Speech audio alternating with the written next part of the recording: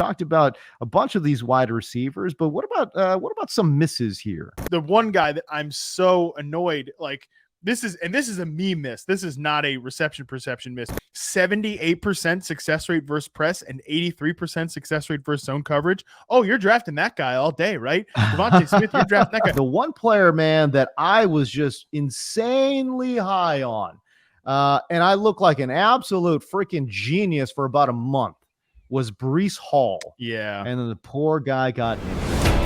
Look at the release. There's your separation. Great route. Stutter and go. Gets by clean. That is unbelievable. Maybe the greatest catch I've ever seen.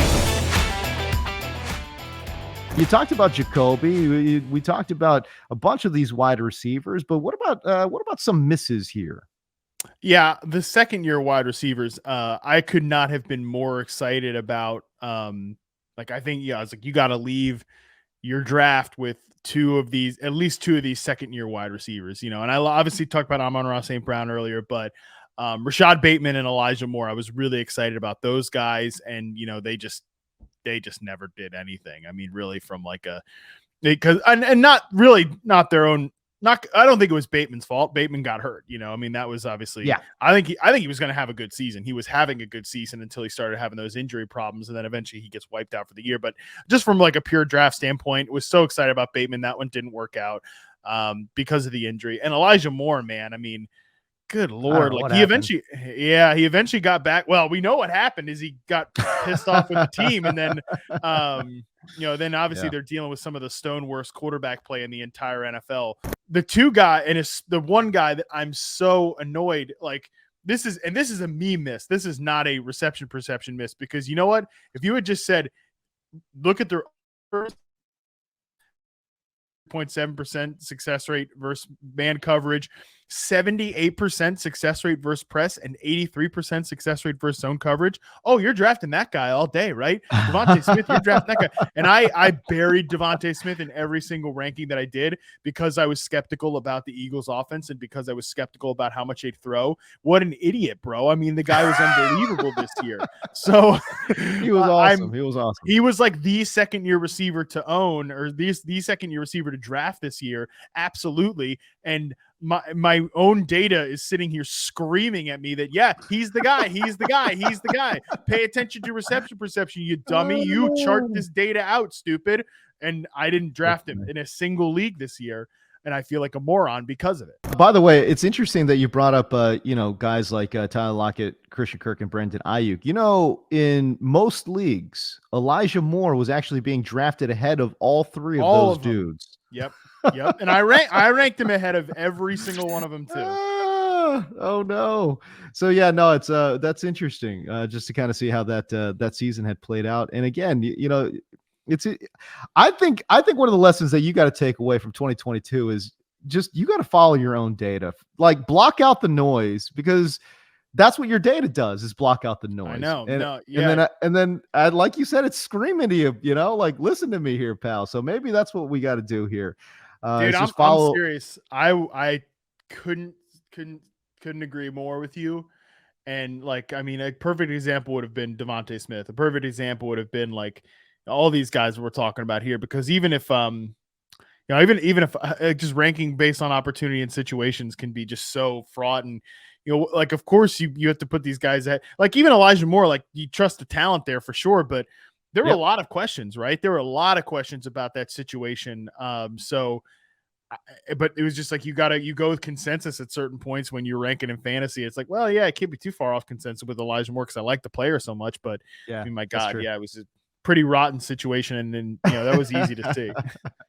The one player, man, that I was just insanely high on, and I looked like an absolute freaking genius for about a month, was Breece Hall. Yeah. And then the poor guy got injured, man. But I was crazy high on Breece Hall. I was out there literally saying, I will take this dude with the top 25 pick. And I was just so crazy high on him. And godly, he just looked awesome. Awesome.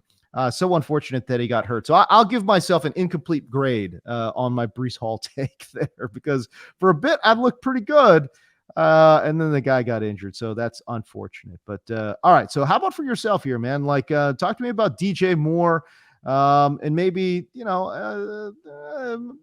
what do we get right and what do we get wrong there with DJ Moore? I put the DJ Moore and Baker Mayfield fit as a miss this year because, I'm sitting here saying bet on the talent, just bet on talent at wide receiver. I guarantee there are people screaming into their earphones or whatever, being like, hello, DJ Moore. That season you bet on the talent with DJ Moore and it didn't work out. And I mean, I totally get it. DJ Moore finishes wide receiver 21 on the season, 63 catches, 7 touchdowns. Though, if I told you he was going to catch 7 touchdowns, I bet you would have drafted him like as a top 8 receiver, some crazy stuff like that. Because that was the one question about him. But, really, I think obviously the start to this year couldn't have been worse for DJ Moore just in the first 5 games of the season alone. And we know those were the Matt Rule games, 43 yards, right. 43 yards and a touchdown, 2 yards against the New Orleans Saints, 2, 50 yards on 11 targets against the Arizona Cardinals, 59 yards on 8 targets against the San Francisco 49ers. Comes out the next week against the Rams, 7 yards on 7 targets. That's a yard per target if you're counting at home. But then, things kind of started to turn around for DJ when PJ Walker was in there. He was really good when Sam Darnold was in there. Any other calls, good or bad, that you wanted to get out there? I feel like we covered a lot of ground. We did. I'll go with one more. I think that for right now, and it's 1 year, I think reception perception really nailed this rookie class because when you look back at the dudes, and again, like the overall quality of the class was something that was very apparent.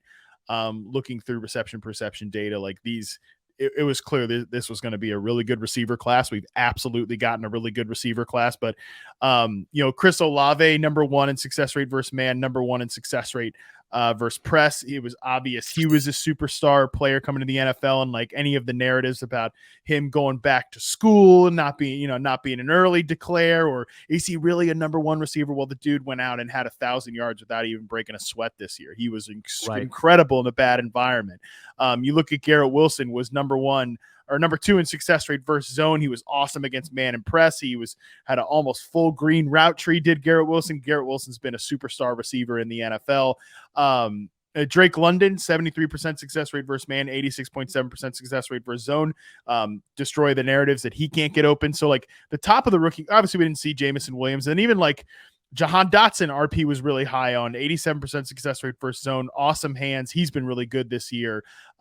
Christian Watson being kind of an up and down Martavis Bryant type player. I think that was a pretty big win. Traylon Burks being a guy that was going to take a little bit of time, that's not fully there yet. I think that was a pretty big win for RP.